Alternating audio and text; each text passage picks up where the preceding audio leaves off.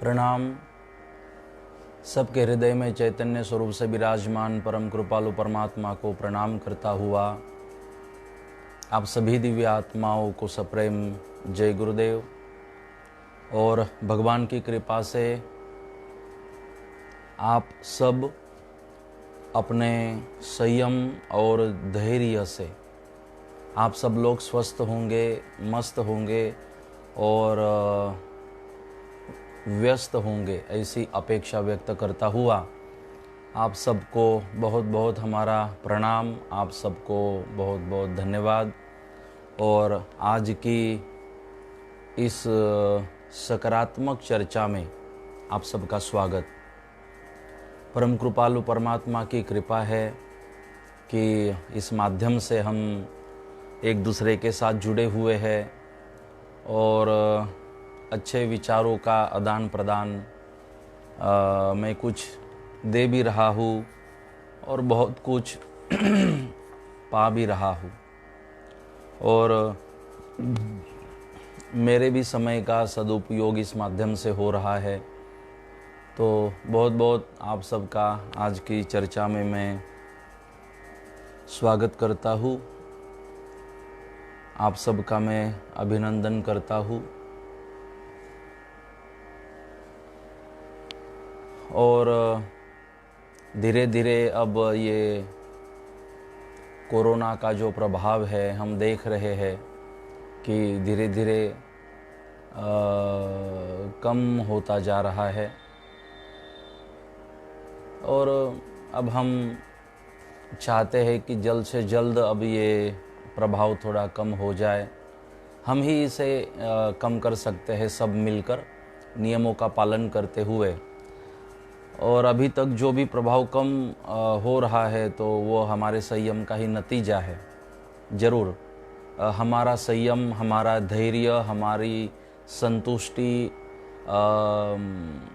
हमें जिताती है, हमें जीत की ओर ले जाती है, हमें कुछ दिलाती है, हम कुछ प्राप्त कर सकते हैं हमारे संयम के कारण। तो बस संयम ही हमारी पूंजी है, धैर्य ही हमारी पूंजी है। और शायद मुझे भी और आप सबको बहुत बड़ा अनुभव इस माध्यम से हुआ होगा कि अरे इतना संयम और इतना धैर्य मेरे भीतर है।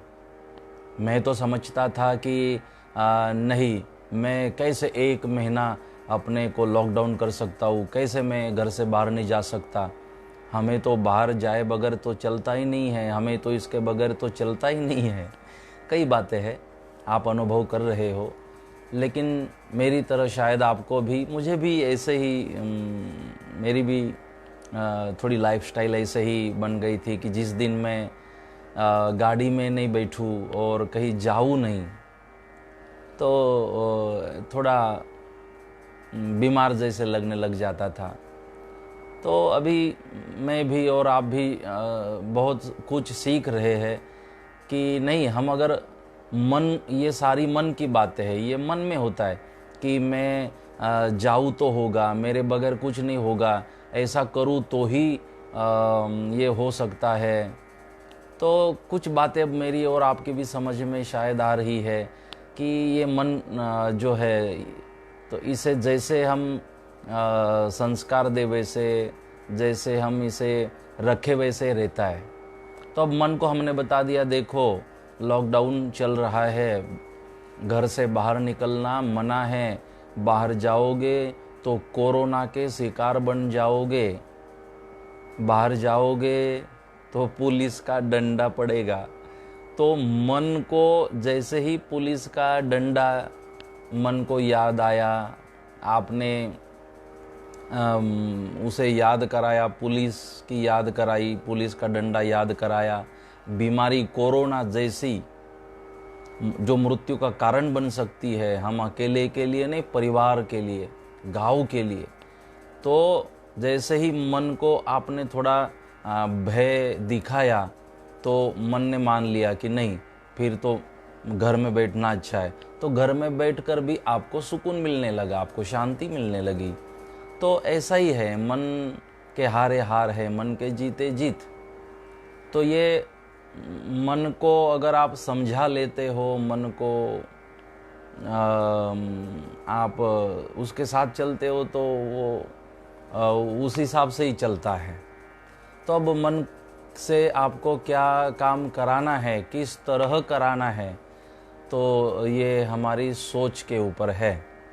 आप जैसे उसे आकार देना चाहो वैसे आप आपके मन को, मतलब आपकी मानसिकता को, आपके स्वभाव को, आपकी सोच को आप आकार दे सकते हो।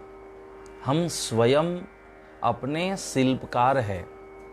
और आपको मैं कह दूं, किसी और के भरोसे हम अपना निर्माण नहीं कर सकते। अगर हम अपना निर्माण चाहते हैं तो अपना निर्माण हम स्वयं को ही करना पड़ेगा। हम स्वयं ही कर सकते हैं। हाँ, जैसे मैं आपको कुछ कह रहा हूँ तो ज़रूर आप इसे सुने और इसका आधार लेकर आप आपका स्वयं निर्माण करें। मैं कह सकता हूँ, हम जब भगवान की माला करते हैं तो प्रेम से करें, भाव से करें, बस मेरी बात तो हो गई पूरी। लेकिन ये जब तक आप प्रेम और भाव से भगवान का स्मरण नहीं करोगे तो बात बनने वाली नहीं है। तो कहना मेरा फर्ज है, सो मैंने कह दिया, लेकिन मेरे कहने भर से और आपके सुनने भर से बात बनने वाली नहीं है। उसके लिए जो मैंने कहा था वो जब आपके आचरण में आएगा, उस तरह आप करोगे तो कुछ नतीजा हमें दिखाई देगा। तो मेरे कहने से आपका कल्याण नहीं हो सकता, मेरे कहने से आप आपका निर्माण नहीं कर सकते। हाँ, जो मैंने कहा उसका आधार लेकर उन बातों को याद रखते हुए आप स्वयं आपका इसका आधार लेते हुए निर्माण कर सकते हो। करना तो आप ही को है, आप भागो मत। महाराज, भगवान आपकी बात बहुत जल्दी सुनते हैं, तो हमारी ओर से आप भगवान को प्रार्थना करिएगा। ऐसा कुछ नहीं होता है। भगवान भाव को देखता है। क्या फिर हमारी भगवान फिर क्यों नहीं सुन रहा है? तो क्योंकि वो भाव अभी प्रकट हो नहीं रहा है, तो करो उसे प्रकट। महाराज, ये 500 रुपये ले लो और आप हमारी ओर से भगवान के जाप कर लो, फिर हमारी ग्रह शांति हो जाएगी, फिर हमारे दोष समाप्त हो जाएंगे। नहीं, तो कुछ आप बातें हैं जो इस तरह कर सकते हो, सब कुछ नहीं। भगवान का नाम नहीं, भगवान की पूजा नहीं, भगवान की साधना नहीं, भगवान का तप नहीं। जैसे कि मुझे भूख लगती है और भोजन आप करते हो, तो जो भूख का दुख है वो मुझे कायम रहेगा। और मुझे अगर भूख है, मुझे अगर भूख का दुख है, तो मेरा दुख तब समाप्त होगा जब मैं स्वयं भोजन करूंगा। उसी तरह आपको भूख लगी है और मैं भोजन करूं तो बात नहीं बनती। तो गुरु की करनी गुरु भरेगा, चेला की करनी चेला, अरे भाई उड़ जाए हंस अकेला। हम ये देखो, जो मृत्यु के बाद कहते हैं जो 52 घाटी का प्रवास होता है, जो भी इस जीव के जो प्रवास का वर्णन आता है, तो प्रवास करते करते जो जीव है अपनी कर्म के जो फल है, जो यातनाएं हैं, भोगते भोगते वैतरणी नदी तक पहुंचता है। और वैतरणी नदी जो खून से बह रही है, जो जिस नदी में बहुत दुर्गंध आ रही है, जिसमें जैसे अपने शरीर में जख्म हो तो हम ध्यान नहीं रखते तो वो जख्म सड़ जाती है और उसमें पू आ जाता है, तो खून खराब होने लग जाता है। तो ऐसा जो पू है तो उसकी वो नदी मानी जाती है, वैतरणी नदी, जिसको पार करने के लिए, जिसको अगर आप पार कर लेते हो वैतरणी नदी को, तो फिर देवयान मार्ग की तरफ आप जा सकते हो। तो आपको ये वैतरणी नदी बीच में आती है, तो वैतरणी नदी पार अगर हो जाती है तो कोई शक्यताएं बनती है कि जैसे हम लिखते हैं स्वर्गवासी, कैलाशवासी, वैकुंठवासी, ये जो है ना, ये फिर शक्यताएं फिर बनती है कि हाँ हम वैकुंठवासी बने, हम कैलाशवासी बने, हम स्वर्गवासी बने। ये तो वैतरणी नदी के बात होता है। तो वैतरणी नदी तक तो हम पहुंच जाते हैं ऐसे वैसे, जैसे कि आपने किसी को रोटी खिलाई, आपने किसी को जल पिलाया, आपने किसी के दुख में उसे मदद की, आपने ये सब कुछ किया, आपने दान किया, आपने ये सब किया, दान सेवा सब किया। लेकिन दो बातें मैं कहूँगा, इसे ध्यान से सुने।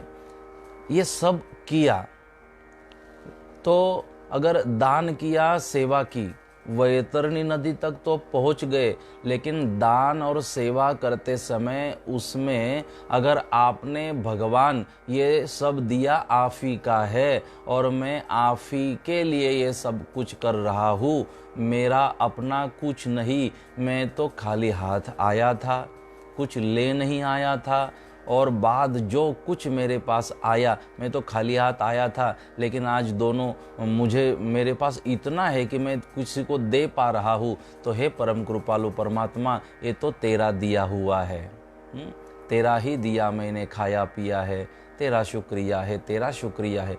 अगर हम भगवान के चरणों में मनश्चेन्न लगने गुरोरग्रिपद में ततः किम ततः किम ततः किम ततः किम, जो गुरु अष्टक में बात आती है कि हम ये करते समय अगर हमारे मन को गुरु चरणों में उनका स्मरण करते हुए या भगवान के श्री चरणों में भगवान का स्मरण करते हुए ये दान नहीं करते, दान का अभिमान अहंकार मन में है और हम दान का अभिमान मन में आया और अहंकार मन में आया और इस स्वभाव से आप दान कर रहे हो तो वो भी व्यर्थ है।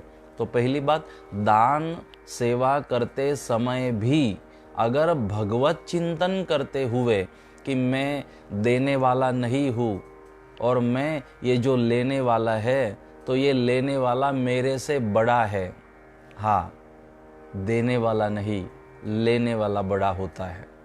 तो मैं बहुत विनम्रता से भगवान का स्मरण करते हुए अगर आप दान और सेवा कर रहे हो भगवान को स्मरण करते हुए, तो वैतरणी नदी से वह सेवा और वह दान भी आपको पार कराता है। आपने दान सेवा सब कुछ किया, लेकिन अगर जीवन में भगवान का स्मरण ना हो, अगर आपने तप नहीं किया, अगर आपने अनुष्ठान नहीं किया, अगर आपने भगवान का स्मरण ही नहीं किया, तो वैतरणी नदी में हम अटक जाते हैं, फंस जाते हैं। और जो खून की नदी बह रही है, जो दुर्गंध वाली नदी है, हम उसी में अटक जाते हैं और उस यातनाओं को फिर हमें सहन करना पड़ता है। बाद में फिर परमात्मा हमें गति प्रदान करते हैं, लेकिन अगले रास्ते हमारे लिए बंद हो जाते हैं, हम वही अटक जाते हैं। कहने का मेरा तात्पर्य यह है, आप दान करें, आप धर्म करें, आप सेवा करें, सब करें, आप जिस तरह से कर रहे हो, हाँ ये भगवान को पसंद है, लेकिन भगवान के बनकर करिए। नाम स्मरण तो करना ही होगा। कई बार मैंने देखा कि लोग सेवा का बहाना बनाते और नाम स्मरण से छूटने की कोशिश करते हैं। सुबह भगवान का मैं प्रणाम नहीं करता, क्यों? मैं सेवा में मानता हूँ। मैं ये बता रहा हूँ आपको, भाई आज आप सेवा में मानते हो, भगवान के प्रणाम करने में क्या है? भगवान को तो सेवा पसंद है, सही बात है, लेकिन आप भगवान से जुड़े रहोगे तो सेवा निरंतर होती रहेगी, इसलिए प्रणाम जरूरी है। आप सेवा करते हो अच्छी बात है, लेकिन भगवान को प्रणाम भी इसलिए जरूरी है कि उस सेवा का आपके मन को अभिमान न आ जाए, आपको अहंकार न आ जाए, आपके मन में विनम्रता बनी रहे, इसलिए प्रणाम जरूरी है।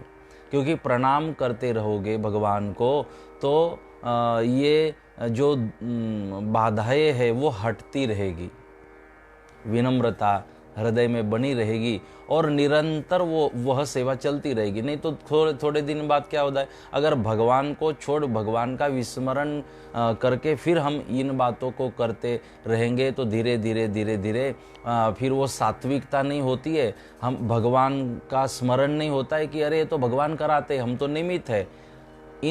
इस समझ से हम दूर हो जाते हैं। फिर नेटवर्क से दूर जाने के बाद फिर आउटगोइंग इनकमिंग सारा बंद हो जाता है। फिर कोई फ़ायदा नहीं है मोबाइल रिचार्ज होने से, मोबाइल में फुल चार्जिंग होने से, मोबाइल में बैलेंस होने से। फिर मोबाइल भी कोई काम नहीं करता, उसमें नेटवर्क न आ रहा हो, और नेटवर्क तो तब चला जाता है जब हम टावर से दूर हो जाते हैं। तो यही होता है। इसीलिए आप सब करते रहिए, लेकिन नाम स्मरण भी जरूरी है, अनुष्ठान भी, भगवान का प्रणाम भी साथ साथ जरूरी है। इसीलिए बहानेबाजी न करें, भगवान को प्रणाम करते रहें। तो इसी तरह हम समझ रहे थे, 9वें श्लोक को हमने समझा। 10वें श्लोक को हम मनर्ज्ञान के ले रहे हैं। 10वीं पंचकड़ी। हरि ने जोता मन होवे प्रसन्न, अरु परु काई न जुवे मन। हरि चरणे मन निर्मल होए, मुनिवर हरि ने निरंतर जोए। मनसा वाचा ने काया साई, मुनिवर राखो हृदया माही। गुरु नर स्वामी मिला पियू जे है, भाई अमर हरि भाके तेह। सर्व प्रकारे मन दृढ़ करिए, स्मरण एक साई चित्ते धरिए। और दोहा है, हरि नो स्मरण कीजिए, सदगुरु तनोली जो भेद। आद विष्णु नारायण सत, एम कहे छे चारे वेद। हरि नो स्मरण कीजिए, सदगुरु तनो लीजो भेद। आद विष्णु नारायण सत, एम कहे छे चारे वेद। कि सदगुरुदेव कह रहे हैं, हरि ने जोता मन होवे प्रसन्न। जैसे मैंने कल एक दृष्टांत दिया था, कल या परसों, कि एक बार अगर हम भगवान को देख लेते हैं तो तेरी रचना इतनी सुंदर, तू कितना सुंदर होगा। तो उस सुंदरता को अगर हम देख लेते हैं तो फिर मन को प्रसन्नता मिलती रहती है। तो आप सेवा करिए, आप सब करिए, लेकिन मन को प्रसन्नता के लिए भगवान का नमस्कार, भगवान का स्मरण जरूरी है। तो शायद सद्गुरुदेव हमें यही एक संदेश दे रहे हैं कि भगवान का स्मरण क्यों, तो भगवान के स्मरण से मन को प्रसन्नता मिलती है, क्योंकि भगवान का चरित्र ही प्रसन्नदायी है। भगवान जैसे मधुराष्टकम में जो वर्णन आता है भगवान के बारे में कि चरितम मधुरम, भगवान का चरित्र मधुर है। कितनी करुणा, कितनी उदारता और कितना संयम, कितना धैर्य, और किस तरह से भगवान अपने जीवन को जिए है। तो यह भगवान का जो चरित्र है, भगवान का जो स्वभाव है। जैसे कि भगवान ने इतनी सारी बढ़िया सृष्टि बनाई, इतनी व्यवस्थाएं भगवान ने भेजी, हमारे कितना बढ़िया शरीर हम सबको दिया। इसका वर्णन सतपंथ में सद्गुरुदेव ने किया है एक अपनी वाणी में।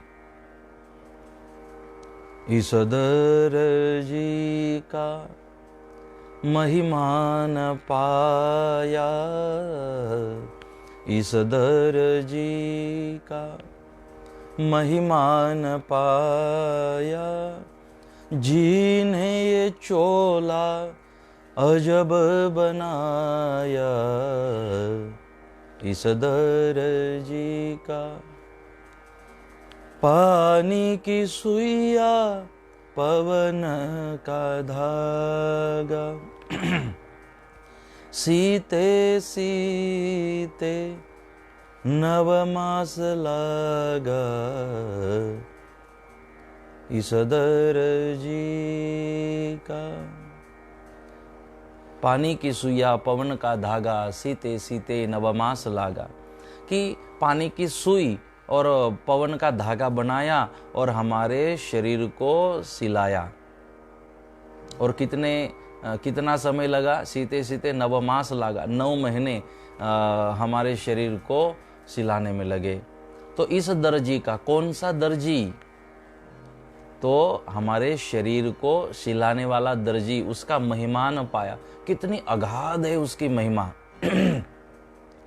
Bypass, open heart surgery, bypass का ऑपरेशन, बाईपास सर्जरी का ऑपरेशन करने के लिए जो वेन ब्लॉक है, ब्लॉकेज जिसमें, उसे ब्लॉक करके डॉक्टर दूसरी बाईपास कराता है, दूसरी नसों को डालता है। तो वो नसें कहाँ से डॉक्टर निकालते? अपने पैर में से निकालते हैं और उस को यहाँ हमारे छाती में रखते हैं बाईपास के लिए। उसे ब्लॉक कर दिया और दूसरा बाईपास कराया। तो वो जो वेन डॉक्टर को मिलती है तो अपने पैर से डॉक्टर निकालते, तो पहले से भगवान ने उस पैर में रख दी है। बहुत महिमा है अपने शरीर की। कितने बढ़िया ये तत्व भगवान ने पंच महाभूतों से हमारे शरीर को बनाया इस भगवान ने। तो 9 महीने गर्भ में हमारे शरीर को बनाया, 9 महीने तक हमें वहाँ इतनी छोटी सी जगह में जल पहुँचाया, श्वास पहुँचाई, ऑक्सीजन, और फिर हमारा भोजन भी वहाँ पर भगवान भेजते रहे 9 महीने तक। इतना ही नहीं, फिर जन्म होने के बाद भी जैसे जन्म हुआ तो हमारी व्यवस्थाएं भी हमारे साथ में भेजी। माँ के शरीर में, माँ के हृदय में दूध को भेज दिया। यहाँ जन्म हुआ और यहाँ भगवान ने अपनी व्यवस्था भी माँ के द्वारा भेज दी। तो ये भगवान की महिमा है। तो इतना सब कुछ, हमारे स्वाद की भगवान ने चिंता की, हमें स्वाद का भी आनंद आना चाहिए। इतना बढ़िया से शरीर, हम भोजन करते हैं, भगवान हजम कराते, हम भोजन करते, भगवान खून बनाते हैं। हम रात्रि में सो जाते हैं, सुबह भगवान जगाते हैं। जैसे जाग गए तो सारी बातों को भगवान फिर याद भी कराते हैं। हम सो जाते हैं, भगवान श्वास को चलाते हैं। हम सो जाते हैं, आराम से खराटे लगाते हैं, भगवान हमारे हृदय को चलाते रहते हैं। तो ये कोई आसान नहीं है। कैसे हमारे शरीर का निर्माण, आप डॉक्टर, आँख के डॉक्टर को तो पूछे आँख की महिमा, दांत के डॉक्टर को दांतों की महिमा, हमारे कान के डॉक्टर को कान की महिमा पूछे तो सही। कितनी बढ़िया से हमें बुद्धि, शरीर की रचना और कितना बढ़िया सिस्टम भगवान ने हमारे शरीर का दिया। अगर देखो, कोई किसी चीज़ का निर्माण हुआ है तो कोई ना कोई तो उसका निर्माता होता है। तो हमारे शरीर का निर्माण हुआ है तो इसका कोई निर्माता तो होगा। तो परमात्मा उसका निर्माता है। हम उसको थैंक यू तो कहे, हम उसे प्रणाम तो करें। और अगर हम भगवान को, कितने भी व्यस्तताएं हो, कितने भी आप सेवा दान कर रहे हो, लेकिन सद्गुरुदेव कह रहे हैं भगवान को प्रणाम करिए, भगवान की प्रतिमा तो देखिए, आप ओम को देखिए तो सही, जो मूल स्वरूप इस सृष्टि का है। आप ज्योति को, आप तेज स्वरूप परमात्मा दीपक को प्रणाम करें, ज्योत को प्रणाम करें। आप अपने इष्ट भगवान, जो भी इष्ट भगवान, हमारे आराध्य भगवान, उसकी प्रतिमा को देखें, प्रणाम करें और देखो आपके चित्त को शांति मिलती है, मन को प्रसन्नता मिलती है, क्योंकि वो तत्व ही प्रसन्नता देने वाला है। तो इसीलिए अगर वो हमारा निर्माता है तो हमने उसको धन्यवाद कहना चाहिए। और उसको धन्यवाद की ज़रूरत नहीं है, उसे कोई अपेक्षा नहीं है। मैं यही कह रहा था, हमारा शरीर बनाया, इतनी मैंने सारी बातें बताई, कितने बढ़िया से शरीर हमारा भगवान ने बनवाया। 2 कान दिए, 2 आँख दी, 2 हाथ दिए, 2 पैर दिए।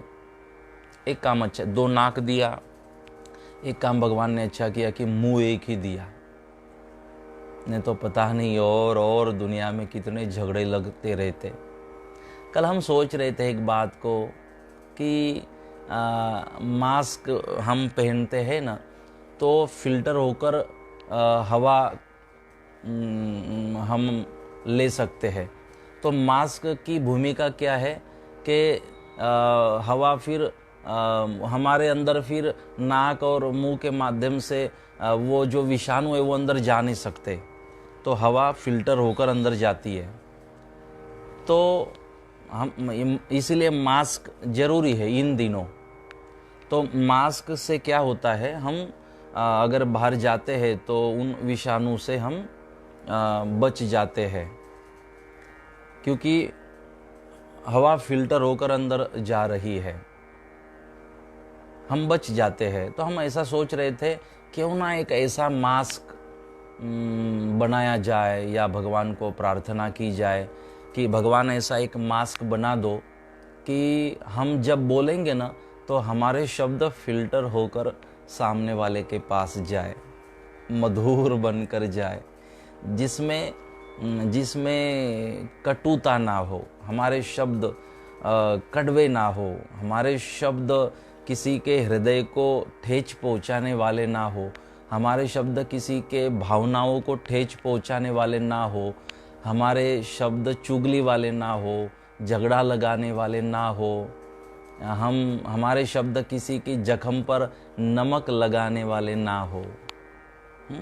क्योंकि कई बार क्या होता है ना, हमें किसी की जख्म दिखाई दे तो हमें मलम लगाने से अच्छा लगता है कि नमक लगाते रहते, हम उसको खुरे देते रहते किसी के जख्म को। किसी को संतान ना हो तो बहुत सारे लोग वो तो बेचारे तृप्त रहते हैं, वो संतुष्ट हो जाते हैं, किसी संत से समझ जाते हैं कि चलो नहीं तो नहीं संतान, ऐसा थोड़ी है, तो समझ जाते। लेकिन पड़ोसियों को और लोगों को उनसे ज़्यादा चिंता होती है। फिर वो बोलते हैं अभी तक कुछ नहीं हुआ, आपको संतान नहीं है, तो फिर कैसे होगा। तो मैंने एक उदाहरण बताया, ऐसे कई बातें होती है कि किस परिवार में या किसके जीवन में ऐसी घटनाएं घट जाती है, तो क्यों हम उन घटनाओं को हम भी याद रखते और उसे याद कराते क्यों रहते हैं। अगर हमें पता चले, आप मुझे बताओ, अगर कोई व्यक्ति बीमार है, हॉस्पिटलाइज है, उसके शरीर में तकलीफ है, बेचारा आईसीयू में है, आप उसे देखने गए, अच्छी बात है। वैसे भी हम एक दूसरे को अब तभी मिलते हैं जब कोई एडमिट हो जाए और आईसीयू में भर्ती हो जाए, तब उसके तबीयत की ज़्यादा चिंता करते हैं। उससे पहले न तो बात करते हैं, न जब डॉक्टर मना करेगा तब हम नारियल पानी एक दूसरे को देते हैं, फल ले जाते हैं। डॉक्टर के मना करने पर भी ज़बरदस्ती उसे मिलने का आग्रह करते हैं, जबकि उसे न मिलना उसके लिए ठीक रहता है, लेकिन तब ही मिलने का आग्रह हम करते हैं, तब प्रेम उमटता है हृदय में। अगर पहले से एक दूसरे के प्रति प्रेम ऐसा ही उमटता रहेगा हृदय में, तो मैं मानता हूँ आईसीयू में किसी को जाने की ज़्यादा ज़रूर नहीं पड़ेगी। तो आईसीयू में कोई एडमिट है, हम देखने गए, उसे थोड़ी हार्ट की बीमारी है और आपने उसे मिलने गए, अच्छी बात है कि मिलने गए, तो वहाँ बैठकर आपने उसे कहना चाहिए कि अरे कुछ नहीं, थोड़ा नियमों का पालन करो, अब अपने जीवन को थोड़ा धीरे आप जीना शुरू करो। कुछ बातें हैं, अगर उनको ध्यान में रखकर आप थोड़ा जीवोगे, कुछ नहीं। ऐसे कई लोगों ने ये सब बीमारी हुई और कई लोग 25 साल 50 साल तक जिए हैं। क्यों चिंता करते हो? आपने इसके लिए हॉस्पिटल जाना चाहिए, उसे मिलना चाहिए। इन कई लोग मैंने देखे कि वो वहाँ जाते हैं और पूछते हैं हार्ट में तकलीफ है। देखना, वो हमारे पड़ोस में एक सज्जन रहते थे, उनको थोड़ा हार्ट में दुखने लगा, उन्होंने ध्यान नहीं दिया और मर गए। आप उसकी बीपी को नॉर्मल करने गए हो, उसकी बीपी बढ़ाने गए हो। क्या चाहते हो, अब के मर जाए? तो ये थोड़ा हम कि कोई दुखी है तो क्यों हम जाके उसे, जब कोई बीमार हो तो हमारे जाने के बाद वो बीमार व्यक्ति भी भूल जाए कि मैं बीमार हूँ। ऐसी अच्छी बातें उनके साथ करें। जाना एक दिन सबने है, लेकिन हंसते खेलते और अच्छे चिंतन के साथ हम जीवन को जीने की कोशिश करें।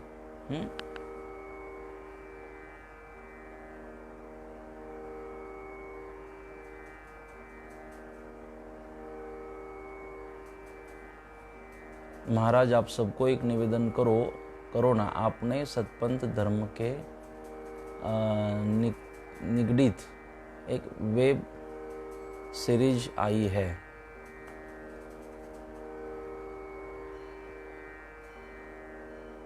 सबको वॉच करने बोले ना।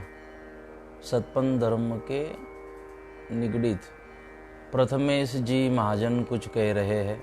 बाद में मेरे व्हाट्सएप पे आप मैसेज करना जो आप कहना चाहते हो। मैं समझ नहीं पा रहा हूँ कौन सी सीरीज आई है सतपंथ धर्म की। तो और मेरे से बात करना, कल मैं इसके बारे में चर्चा करूँगा।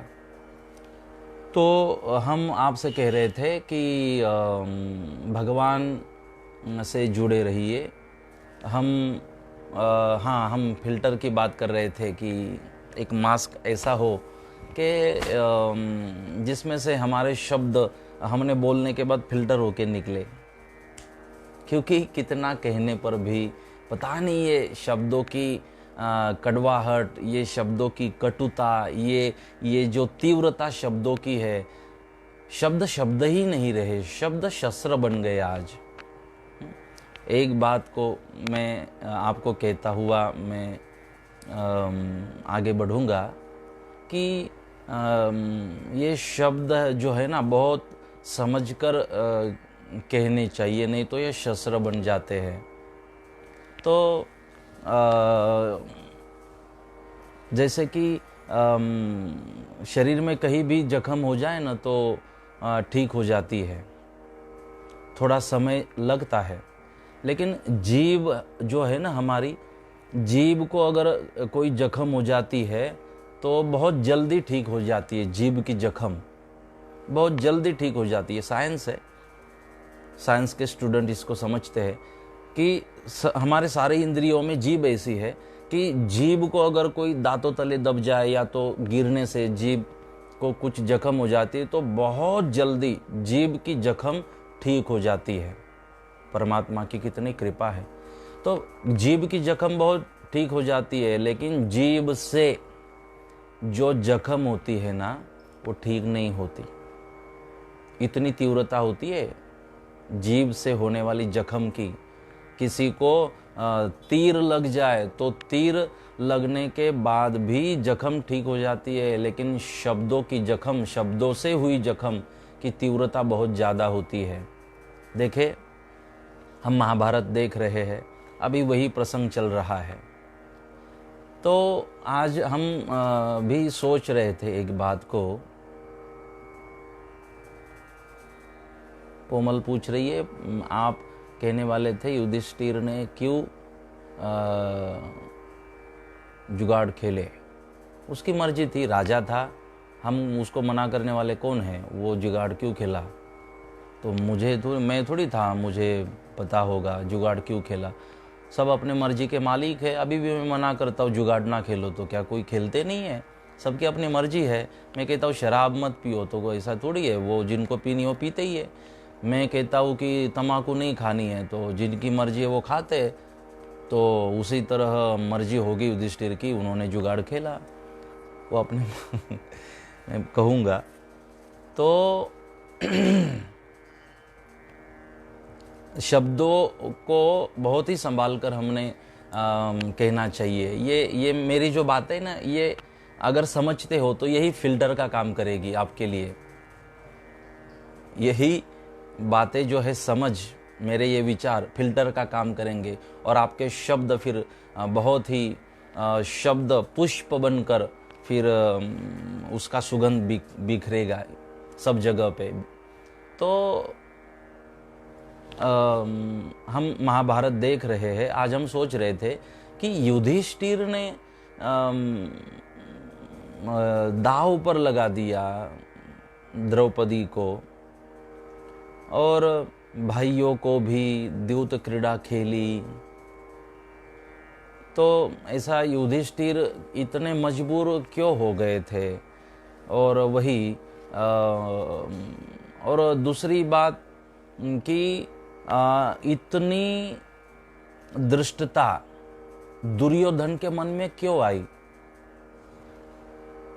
दुर्योधन ठीक है दुर्जन था, शकुनी के संपर्क में था, लेकिन ये बात कोई छोटी नहीं थी कि द्रौपदी को राज्यसभा में बुलाया जाए और राज्यसभा में बुलाने के बाद दुशासन के द्वारा उसका वस्त्र हरण किया जाए। ये छोटी बात नहीं थी पांडवों के सामने, ये छोटी बात नहीं थी। भीष्म पितामह जहाँ विराजमान हो, कृपाचार्य द्रोणाचार्य जहाँ विराजमान हो, तब के शूर वीर, तब के तपस्वी, तब के ओजस्वी, तब के अत्यंत दिव्य आत्मा, तब के ब्रह्मज्ञानी, धर्म को जीने वाले तत्ववेत्ता, तत्वज्ञ, तत्वनिष्ठ, उनके सामने दुर्योधन क्यों इतनी इंसानियत का दुश्मन बन गया दुर्योधन? क्यों इतनी चीड़ उसके मन में? क्यों इतनी नफरत से भर गया उसका हृदय? उसकी सोच क्यों ऐसी बनी? उसका कारण था द्रौपदी के शब्द, अंधे का पुत्र अंधा। शायद समवयस्क थे, दुर्योधन को कुछ कह देती द्रौपदी हंसते खेलते तो ठीक था, यहाँ तक ठीक था, लेकिन दुर्योधन को अंधे का पुत्र कहा। उसके पिताजी जो अंधे थे उसके ऊपर द्रौपदी ने उंगली उठाई, टॉर्चर किया, दुर्योधन की भावनाओं को ठेच पहुंची, दुर्योधन की भावनाओं से खेली। और वो भी कहा हुआ इंद्रप्रस्थ में, जब पांडवों ने कौरवों को बुलवाया था तो मेहमान बनकर वो आए थे, आमंत्रण स्वीकार कर आए थे, और मेहमान बनाकर बुलाना और आने के बाद इस तरह अपमान करना, ये वैसे भी भूल थी। तो ये था शब्दों का परिणाम कि इतना जहर इसलिए दुर्योधन के मन में निर्माण हुआ और फिर नतीजा द्रौपदी को भी भुगतना पड़ा। तो जब द्रौपदी पूछती है युधिष्ठिर जी को बाद में कि आपने मुझे दांव पर कैसे लगा दिया, तो युधिष्ठिर जी महाराज उसे कहते हैं कि देखो द्रौपदी, ये तो मेरी सोच तब मारी गई थी, मुझे कुछ सूझ ही नहीं रहा था, ऐसे लग रहा था कि बस अब मैं जीत जाऊंगा और इससे मुक्त हो जाऊंगा, ये सब कुछ मेरे मन में चल रहा था। ये मैंने मुद्दाम नहीं किया, मैंने सोच समझ कर नहीं किया, करने के लिए नहीं किया। ये पता नहीं समय कौन सा वो चल रहा था। तो ये समय का कारण यही था द्रौपदी। न तो द्रौपदी इससे बोलती, न फिर उसके मन में आता दुर्योधन के, क्योंकि तब तो उनका ठीक चल रहा था, और न तो फिर वो द्वैत क्रीड़ा खेलने के लिए बुलाया ही द्वैत क्रीड़ा खेलने के निमित्त से था, और उनका सब बर्बादी करने का उसका मन था। तो युधिष्ठिर महाराज कहने लगे कि देखो, बहुत अच्छा उदाहरण वो देते हैं द्रौपदी को कि क्या भगवान श्री राम को पता नहीं था कि सुवर्णमृग होता ही नहीं है? क्या माँ सीता भगवती को पता नहीं था कि सुवर्णमृग होता ही नहीं है? जो पीछे पड़ गए, मुझे सुवर्णमृग चाहिए। तो ये कुछ जो सारी बातें हैं ना, ये निमित्त बनती है। ये फिर द्रौपदी को वो समझाते, वो अलग सब्जेक्ट है। मेरा कहने का तात्पर्य है कि ये दुर्योधन जो इतना फिर, जिसको हम समझते एग्रेसिव हुआ, इतनी नफरत, इतना जहर, कब, क्यों? क्योंकि अंधे का पुत्र अंधा। तो ये होता है शब्दों का परिणाम। और मैं मानता हूँ जो फिर आगे जो महाभारत का, वो अलग बात है। फिर महाभारत हुआ तो अच्छा ही हुआ, कौरव मारे गए, दृष्ट मारे गए, सज्जनों का उद्धार हुआ, वो बातें अलग है। वो जब कोई वक्ता, जैसे मैं आपको कह रहा हूँ, जब किसी बात को कह रहा है ना, उसके भाव को समझना जरूरी है। फिर वही रुक जाओ, आगे बाद में जाएंगे। तो ये जो सब कुछ हुआ तो इसका कारण था वाणी, हमारे शब्द। तो ये मीठे होने चाहिए। सतपंथ में भी सदगुरुदेव ने कहा, मीठू मीठू बोलो, नमी नमी चालो, हंस तही ने चाल सो तो मोती नो दानो चराए। कि हमारी वाणी मीठी होनी चाहिए और हमारा वर्तन नम्र होना चाहिए। वो सतपंथी है, वो इस परंपरा को समझा है। तो इसी तरह से ये शब्दों का ये दुष्परिणाम था कि खुद द्रौपदी को भी कैसी हालत द्रौपदी की बना दी थी। दासी कहा गया, वेश्या कहा गया। द्रौपदी को बाल पकड़कर घसीटते ले आना पड़ा। और ऐसा व्यवहार करने के बाद भी फिर दुर्योधन ने ऐसा व्यवहार करने के बाद और नफरत द्रौपदी के मन में आ गई।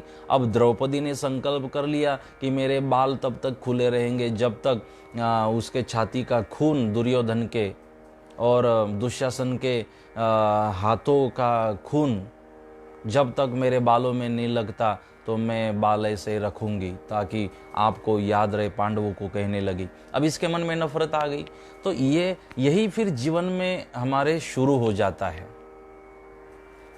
कई लोगों का जन्म ही नफरत के लिए होता है। कई लोगों का जन्म ही किसी संप्रदाय की बदनामी करते रहो, किन संतों की बदनामी करते रहो, किसी व्यक्ति की बदनामी करते रहो, किसी में झगड़ा लगाते रहो। ऐसे कोई वेबसाइट चालू कर दो कि जिस वेबसाइट से फिर संप्रदायों की, संतों की बदनामी होती रहे, उनकी झूठी जानकारी समाज में जाती रहे। बस ये इसी में वो खुद भी उसी में वो व्यस्त रहने की कोशिश करते हैं। स्वभाव बन गया है। और औरों को भी चाहते, वो भी हमारे साथ झगड़ा ही करते रहे, हमारे साथ विवाद ही करते रहे।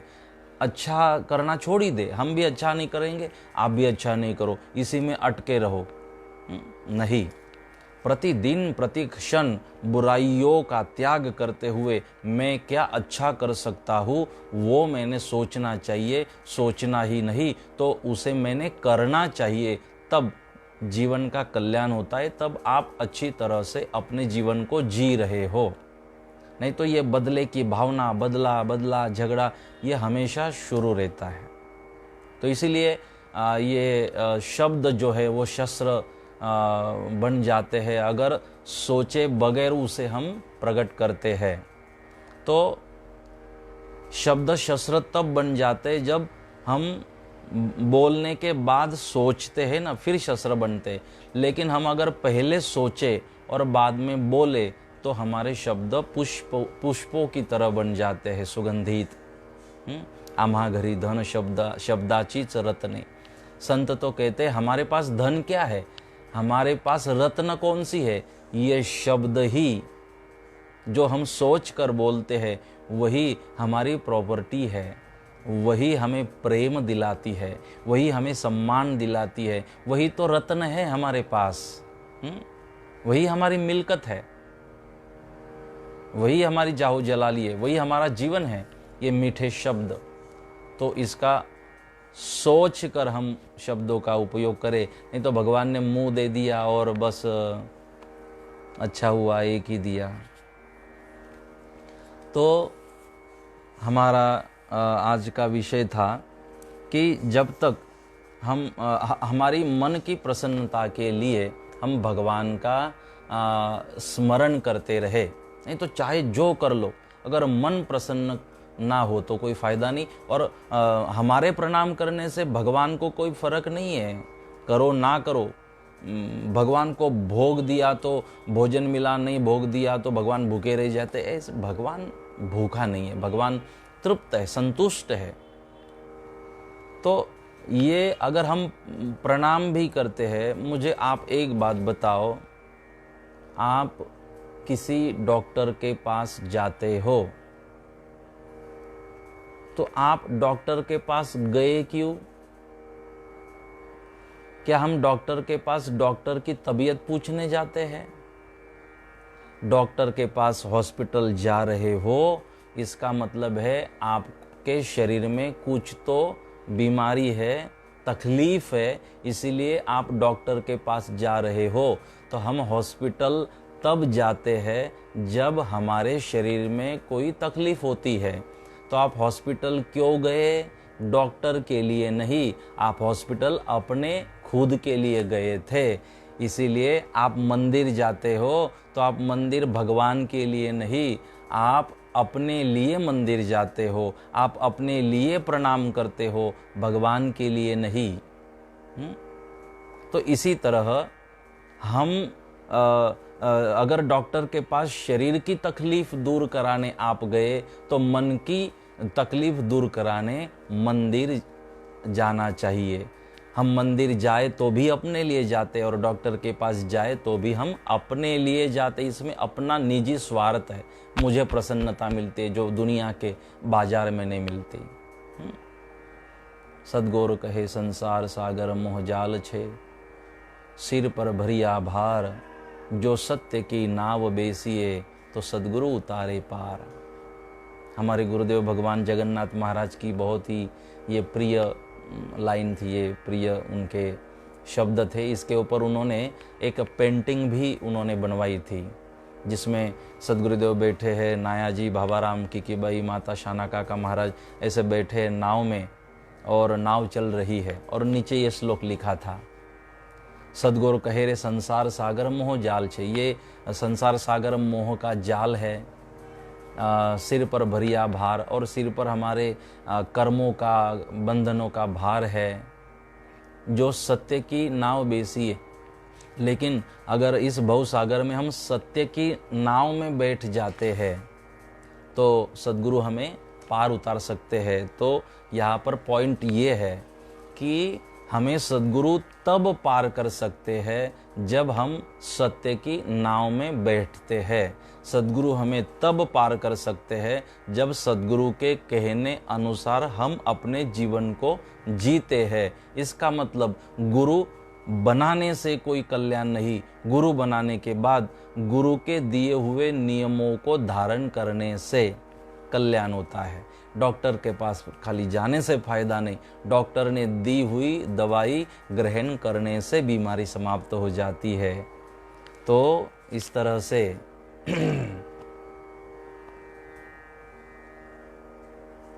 जुबान से निकले हुए शब्द और कमान से निकले तीर वापस नहीं आता।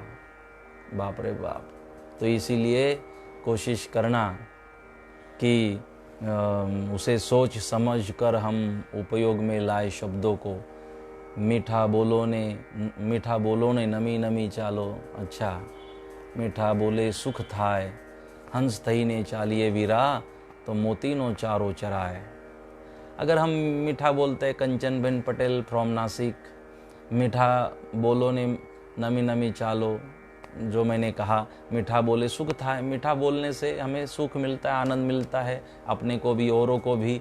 और हंस थई ने चालिए, जैसे हंस की चाल होती है विनम्रता से भरी, और जैसे हम समझदार बनकर अगर जीवन को जीने की कोशिश करेंगे तो मोतीनों चारों चराए। कि जैसे मुझे अगर जैसे मैं आपसे व्यवहार करूं, आप मेरे से वैसा व्यवहार करोगे।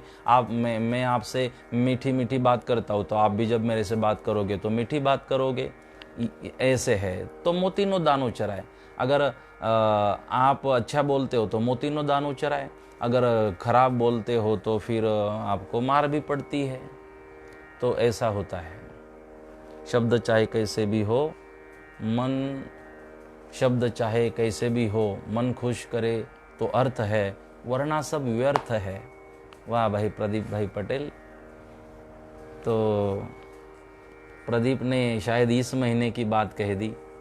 जो यहाँ हम कैलेंडर छपवाते हैं तो अप्रैल महीने का ये सुविचार है हम हर महीने एक सुविचार देते हैं कि हर महीने उस सुविचार को पढ़ते रहो, सुबह उसे पढ़ते रहो, एक सुविचार एक महीने, फिर याद हो जाएगा और वही आपको स्फुरण देता रहेगा। तो ये अप्रैल महीने में हमने ये सुविचार दिया था कि शब्द कैसे भी हो, मन खुश करे तो अर्थ है कि हम जब बोलते हैं तो हमारे शब्दों से अगर किसी का मन खुश होता है तो अर्थ है, उसमें किसी को सुकून मिलता है, शांति मिलती है, तो हमारे उन शब्दों में अर्थ है, वरना सब व्यर्थ है। फिर हमारे शब्दों का भी कोई अर्थ नहीं है अगर वो सुकून वाले ना हो, शांति वाले ना हो, आनंद देने वाले ना हो तो सत ही सब कुछ है। सत्यो नास्ति परो धर्म, सत्य के अलावा कोई दूसरा धर्म जगत में है ही नहीं, सत्य मूल है। तो सत्य को धारण करे तो हरि ने जोता मन होवे प्रसन्न, अरूप अरुकाई न जुए मन, कि भगवान को देखने के बाद अरूप अरुकाई न जुए मन को फिर अरूप अरुकाई न जुए, मन की सारी वासनाएं, कर्म बंधन सारे समाप्त हो जाते अगर भगवान में हम अपने मन को लगाते हैं।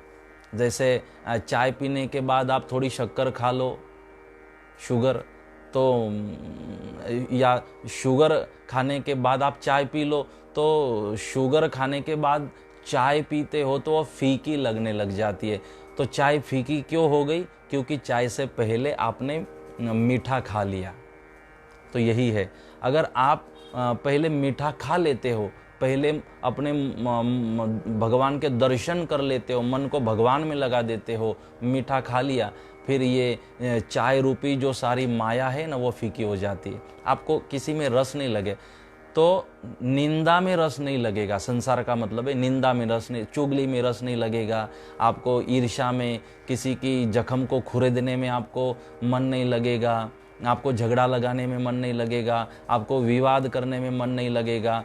अगर मन भगवान में लगा है तो अपने मन को भगवान में लगाओ, मन को प्रसन्नता मिलती है और इन चीज़ों से हम दूर रह सकते हैं। तो यही मन की पहचान है। तो एक बात कहता हुआ मैं अपने वाणी को विश्राम दूंगा, क्योंकि वाणी को थोड़ी विश्रांति की ज़रूरत भी है। मैं आप सबके लिए जैसे ध्यान के लिए कुछ मैटर में बना रहा हूँ कि बस आपको कुछ नहीं करना है, न कोई स्मरण करना है, न सोचना है, न कुछ नहीं।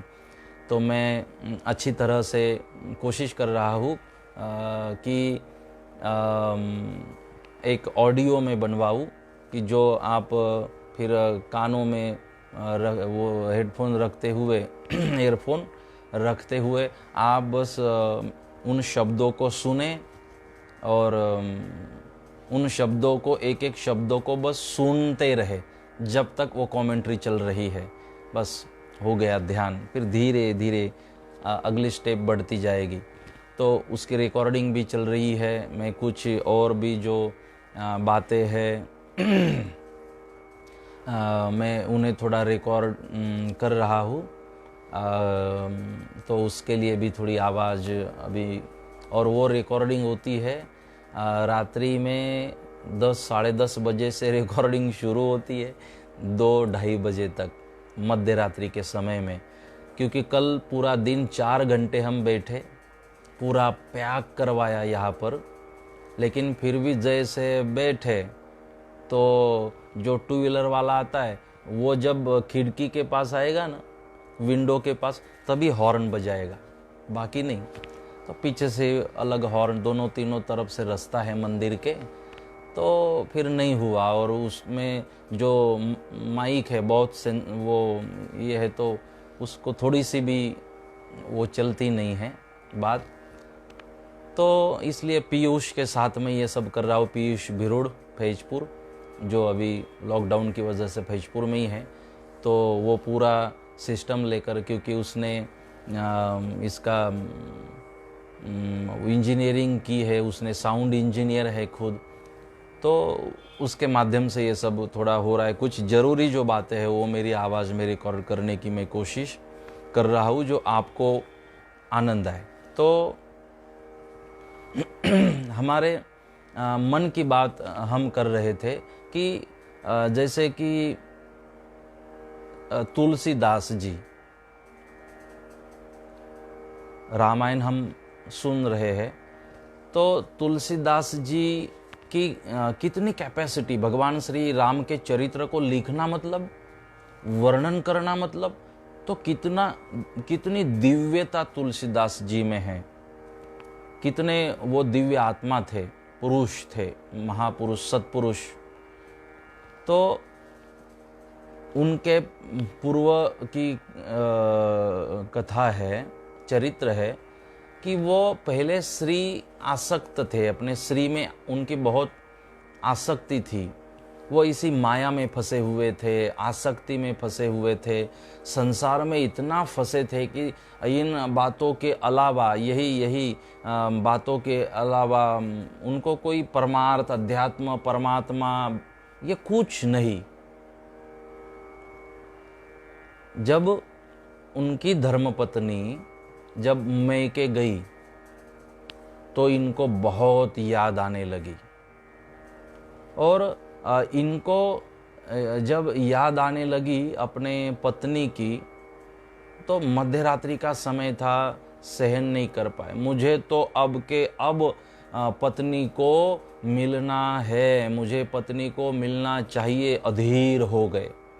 जैसे घर से निकल पड़े, एक नदी से जाना था, तो जब नदी से वो जाने लगे तो उन्होंने देखा कि कोई एक लकड़ी बहती हुई जा रही है, तो लकड़ी का आधार लिया और दूसरे किनारे पहुँचे।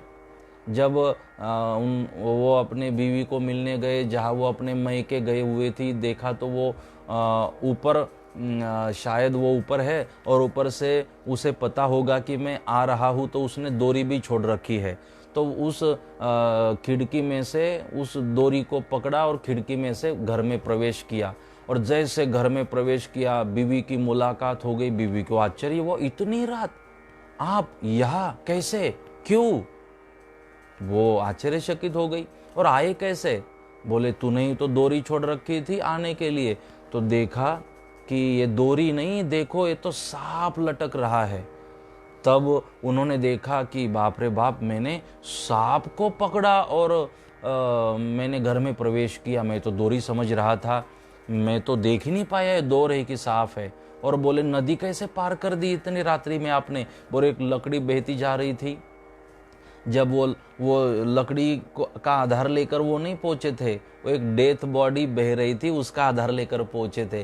तो डेथ बॉडी में भी, मरे हुए शरीर में, लकड़ी में भी वो फर्क नहीं कर पाए, सांप को डोरी समझ बैठे। क्योंकि ये माया हमें अंधी बना देती है, ये माया भ्रमित करती रहती है। फिर सांप डोरी में फर्क नहीं लगता, फिर मरे हुए शरीर में और लकड़ी में फर्क नहीं लगता।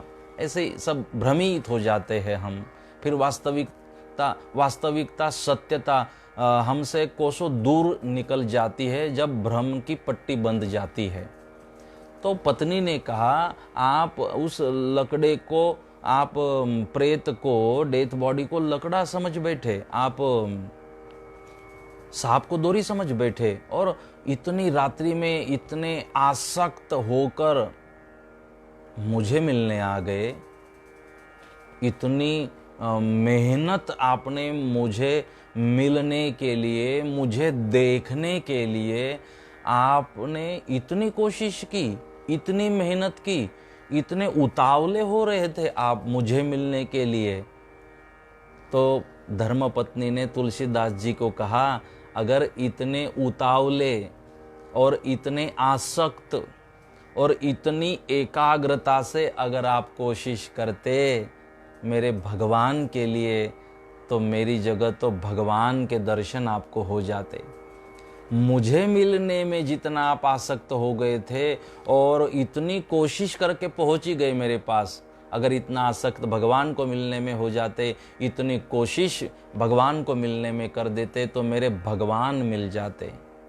और उनकी धर्मपत्नी कहती है कि आप इस शरीर में आसक्त हो गए ना, मैं आपको शरीर के दर्शन कराती हूँ। तो उसने तुलसीदास जी की धर्मपत्नी ने कहते हैं कि अपने शरीर का अंदर का फिर वो ढांचा शरीर का वो बताया कि ये शरीर में इतनी गंदगी है और ये शरीर इस तरह दिखाई देता है कि कोई भयभीत हो जाए।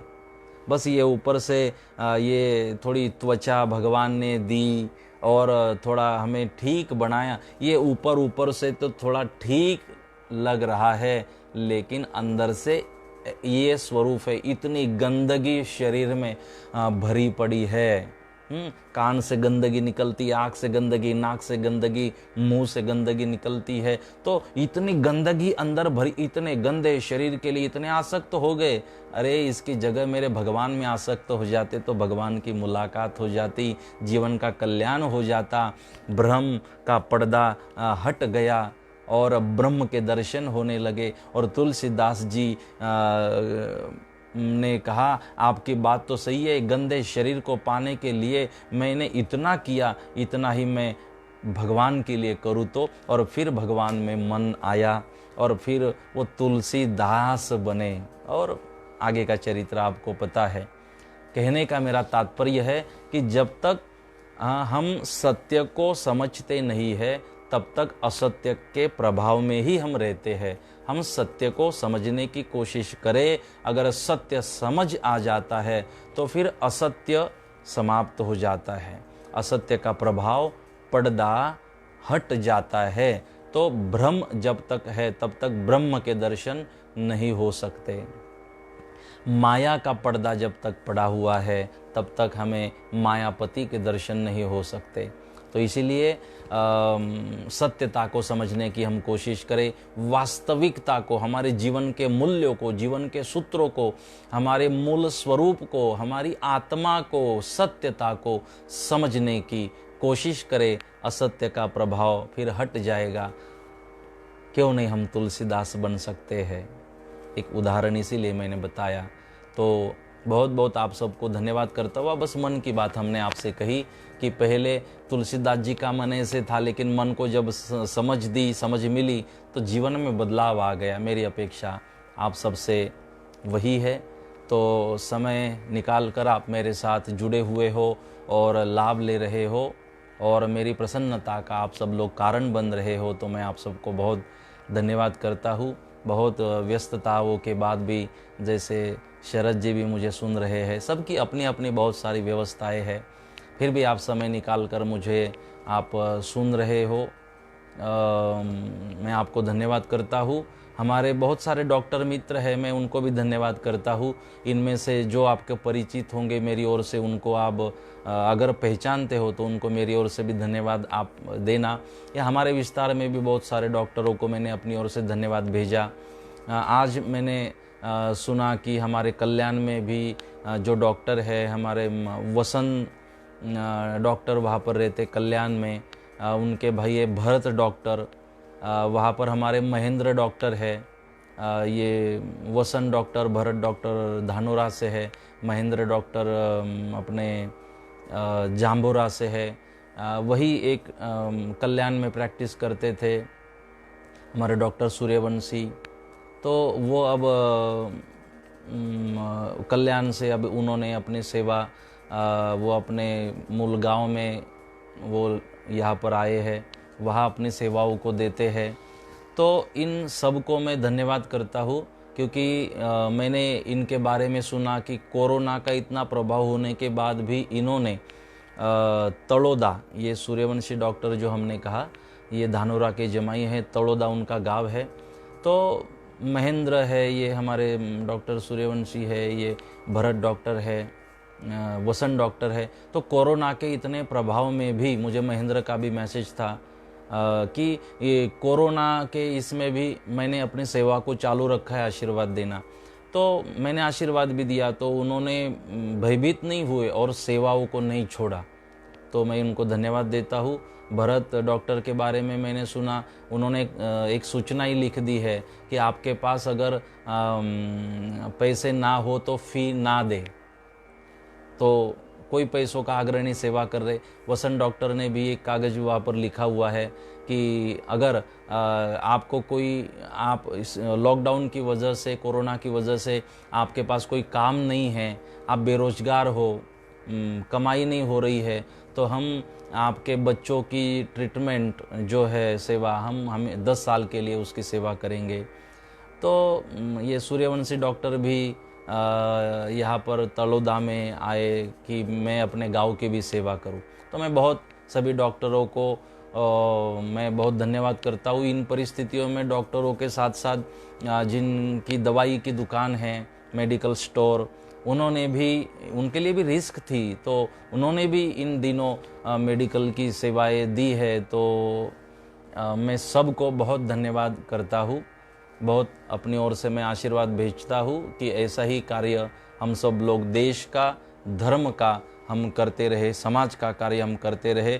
बस सब में यही, इन्हीं को, इस प्रकृति को ही जो हमें दिखाई दे रहे सब जीव प्राणी मात्र, इन्हीं को भगवान समझते हुए हम इनकी सेवा करते रहे, इनसे जुड़े रहे। आप सबके कल्याण की परम कृपालु परमात्मा को प्रार्थना करता हुआ मैं अपनी वाणी को यहाँ पर विश्राम दे रहा हूँ। आप सबको बहुत धन्यवाद, बहुत आशीर्वाद। कल हम मिलेंगे वापस 6 बजे। तो मैं कल कोशिश करूँगा कि कल मैं आपको अपने गर्भगृह का मैं आपको दर्शन कराऊँ।